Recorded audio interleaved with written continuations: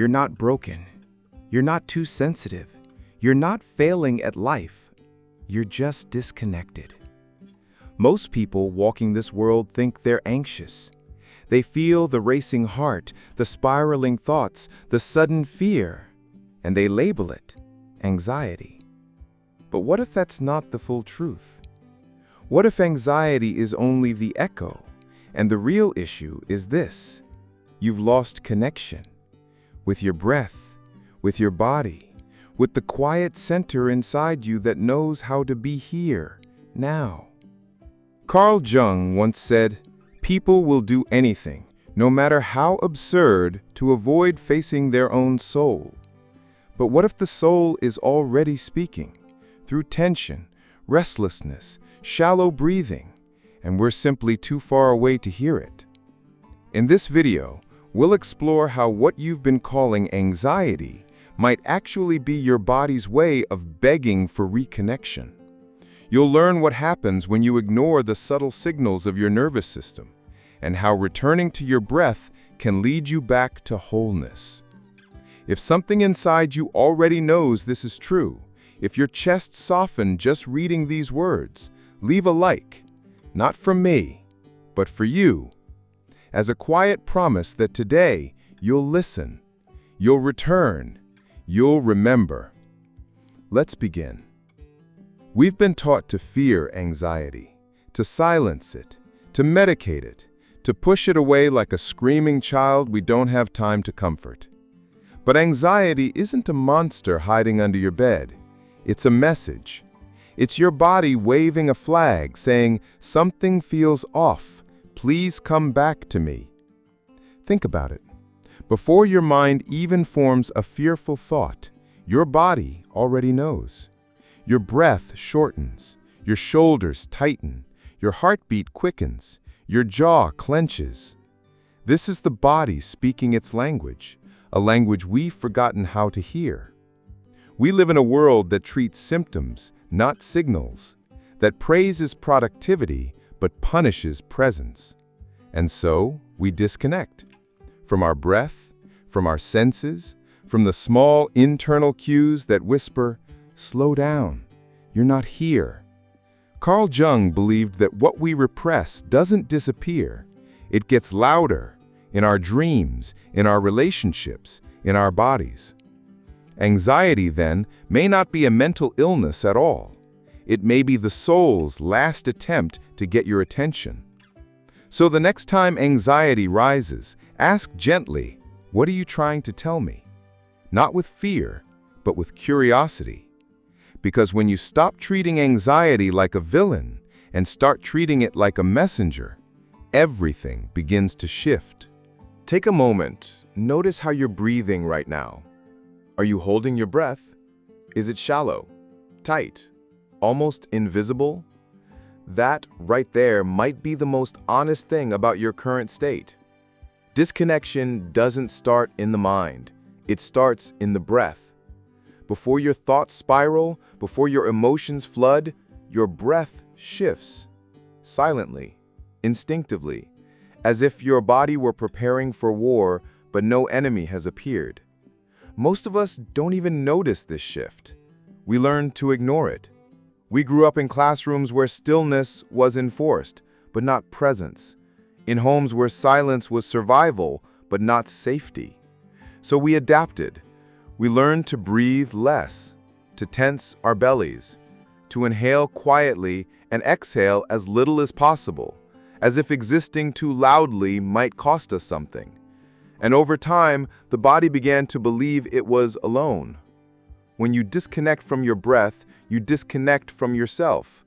Your body goes into autopilot, your nervous system remains alert, and your sense of now becomes fragmented, as if life is happening around you, not through you.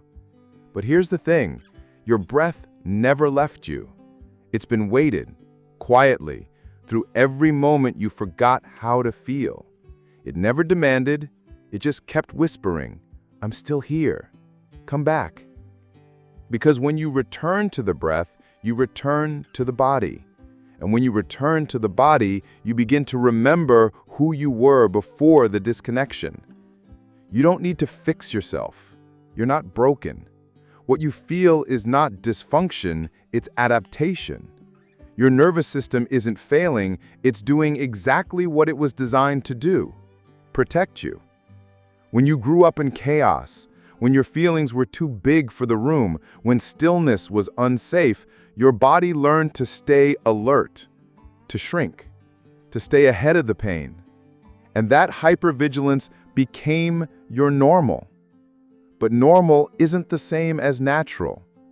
You see, the nervous system isn't a machine that malfunctions. It's a wise river, always flowing, always responding, always trying to bring you back to safety. And the truth is, it doesn't need correction. It needs connection. What your system craves isn't control, it's presence. Gentle, consistent signals that say, "You're safe now." That safety doesn't come through willpower or productivity or even thinking positive. It comes through sensations, through breath, through slowness, through letting the body know this moment is different. You can soften here. Sometimes that's a warm hand over the heart. Sometimes it's feeling your feet on the ground. Sometimes it's just one deep exhale that isn't rushed. These small acts tell your body, "I'm with you. I'm not leaving." And over time, your nervous system begins to trust that. Not because you forced healing, but because you created space for it. Healing isn't a destination. It's not some enlightened state you chase for years, or a perfect version of yourself you finally become. It's not in the retreat you can't afford, the book you haven't finished, or the ritual you haven't mastered. Wholeness is not something far away, it's something forgotten, and what's forgotten can be remembered. The truth is, you've always had moments of connection. That instant when you exhaled without realizing it. The pause between words when you actually felt heard. The way sunlight touches your skin and for a second everything slows down. These are not coincidences. They are your body's way of saying, "This is what I've been waiting for." When you stop trying to fix yourself, you begin to feel yourself. And in that feeling, the trembling, the openness, the breath, you find something unexpected, not perfection, but peace. You begin to realize that anxiety was never the enemy. It was the invitation to return, to remember, to reconnect. You don't need to become someone else. You need to come back to who you were before the world told you to disconnect. Before fear became your habit, before numbness became your armor, before breath became something you did just to survive. What if, starting today, you let it be more? What if wholeness isn't out there, but in here, in this moment, in this breath? Take one slow breath, right now, not to control it, not to fix anything, just to feel it. You're not anxious, you're distant from yourself, but every breath is a bridge, and you just walked part of the way back. So before you go, ask yourself gently, when was the last time I truly felt safe in my own body? What would happen if I stopped trying to heal and just started listening?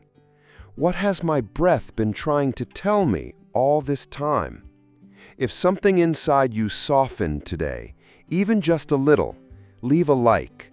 Not to feed the algorithm, but to mark this moment as a turning point, as a quiet yes to your own return. There are 2 more videos waiting for you on the screen. Choose the one that speaks to you. Whichever you pick, I'll meet you there, with breath and stillness and truth. Until then, breathe gently. You're not alone anymore.